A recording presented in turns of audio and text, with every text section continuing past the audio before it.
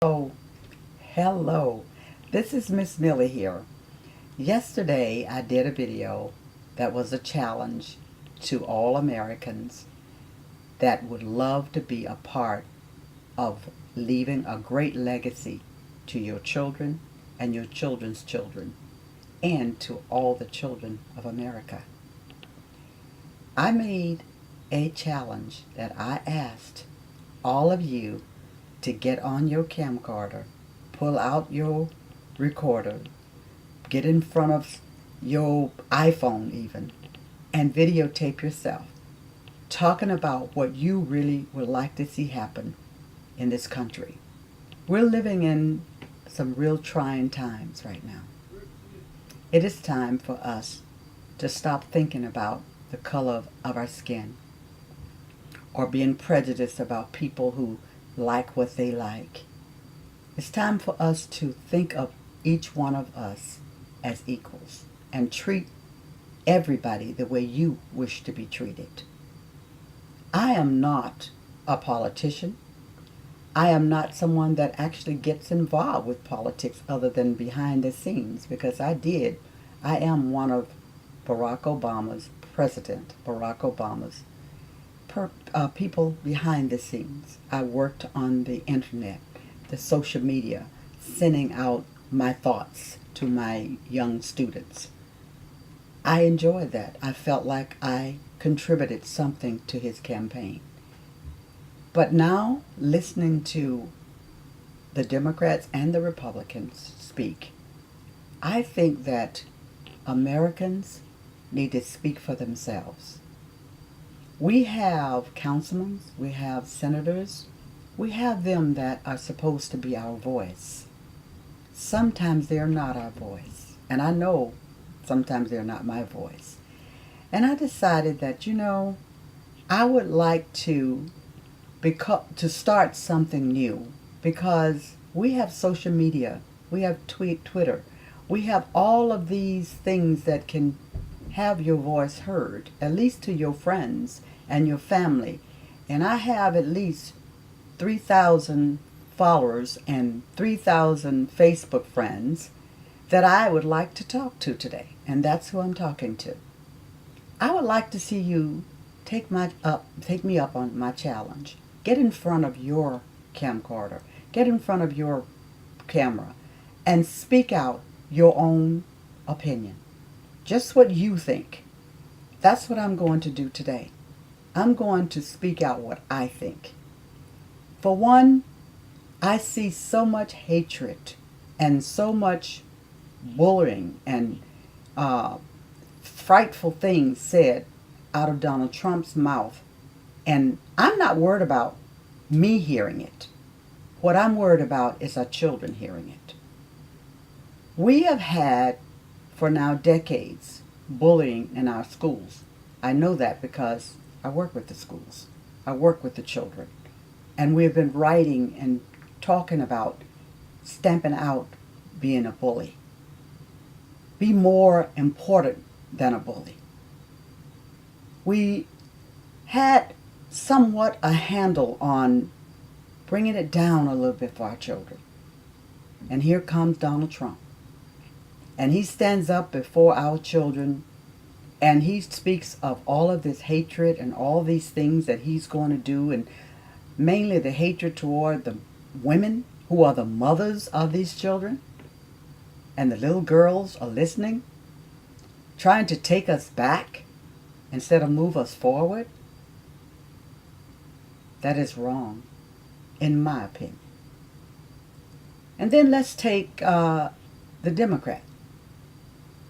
Bernie Sanders was awesome. I have to say that I'm so proud of him because he did rally up our young children. I could not get my granddaughter to stop saying, "Burn, baby, burn." She was at that time only 20 years old. She's 21 now, and she's ready to vote. But that was her choice, even though I felt like I wanted to vote for Hillary because I knew of Hillary's track record. I studied and know she was for the children. And any mother out there would not be proud of that. I know that that is so important for us going forward. So my honest opinion, I wanted to see her and Bernie pull together. I wanted, to tell you the truth, to see Barney be vice president. I didn't know Mr. Kane, but I did my due diligence. I got on that internet and I researched him. She made a great choice. I don't doubt that Bernie is not going to be somewhere in that White House doing a very, very important job. I don't doubt that at all. We're never going to let him go. We'll always love you, Bernie.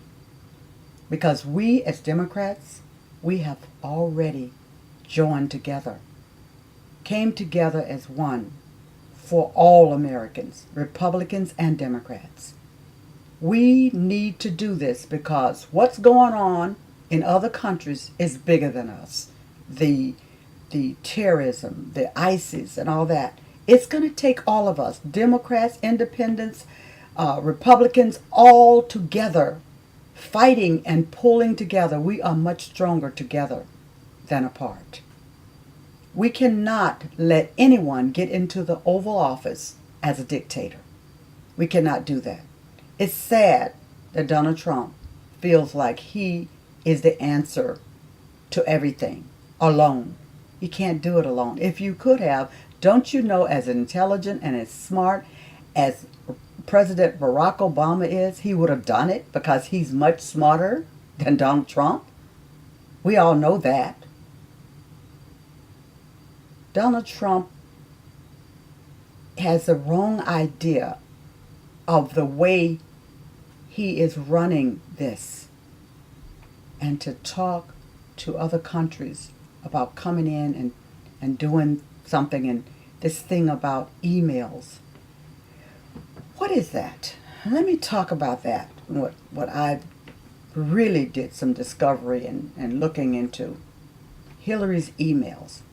30,000 emails that she deleted. Do I know what was on those emails? No, I do not. Do you think they know what was on those emails? No, they do not. So they are speculating that it's top secret stuff.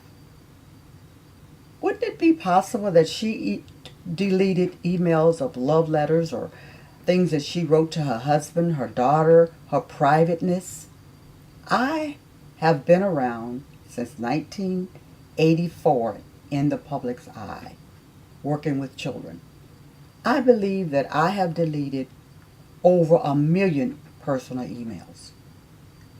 We all delete emails when we change and go to another server or whatever reason, we have that right. Unless you have proof that Hillary did something terribly wrong on her personal email, you have proof, then you bring it on. But if you don't have proof, why are you using this to poison the minds of honest voters who needs to know the truth? The truth is that I have never in my entire life, and I've watched a lot, more than 5 presidential elections since I've been on this earth, and I'm 68, going on 69 years old. I have never seen anyone run for president and refuse to show their tax reports. If you don't have anything to hide, why not do it?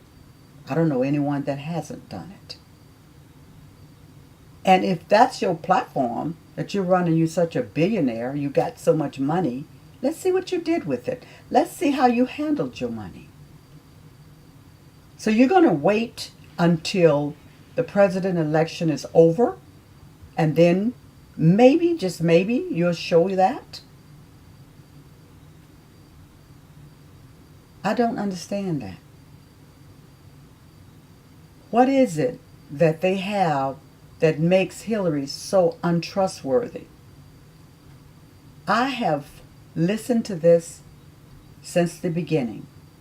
And I have noticed for myself the lies, the hatred, and everything that Donald Trump has brought out to our people, to our children, to our women, to the Gay Rights Society, to the Hispanics. He's a train wreck. And I'm speaking out on it. I never speak out on politics. Never have. And anybody that really knows me know that. But I'm speaking out now because we need to. If any time ever that we need to get up off the couch and get out and talk to people that are confused, that needs to know the truth. If you call yourself any kind of leader, get your camcorder out, do your video, and send it to all your friends that needs to hear your voice. Because I would never steer you wrong. If we put Donald Trump in the White House, we will be under a dictatorship. And that is not America. And I think that where I am so disillusioned and very, very hurt is that when he finished his speech, and I watched the Republican campaign, I watched the Democrats, and I listened to everything those speakers had to say. And I'm going to be listening to Hillary tonight, and I'm going to be doing another video about that. But the video today, I'm going to tell you that I listened to Donald Trump's speech. There was no substance. There were all words. I'm going to do. I am going to do. It's not we. He's going to do, whether we like it or not, what he wants to do. And then when he finished his speech, what really I was defended about was that I had never, and as I said, I'm 68 years old. I have never heard a president, and even some of the speakers that are not presidents, that finished their speech and said thank you and good night. I've never heard Barack Obama or even Bush. And I bet you if you look at Reagan, God bless America is the end of their speech. When I hear somebody like Donald Trump do a speech accepting to become the President of the United States, and he says thank you and good night, I have a problem with that, because the end should be God bless America. And we have always asked that. We've always put that out there to let people know that we are the United States of America. And we ask for hope, peace, love, and honesty. God bless America. If you can't say that, I have a problem with you. God bless America.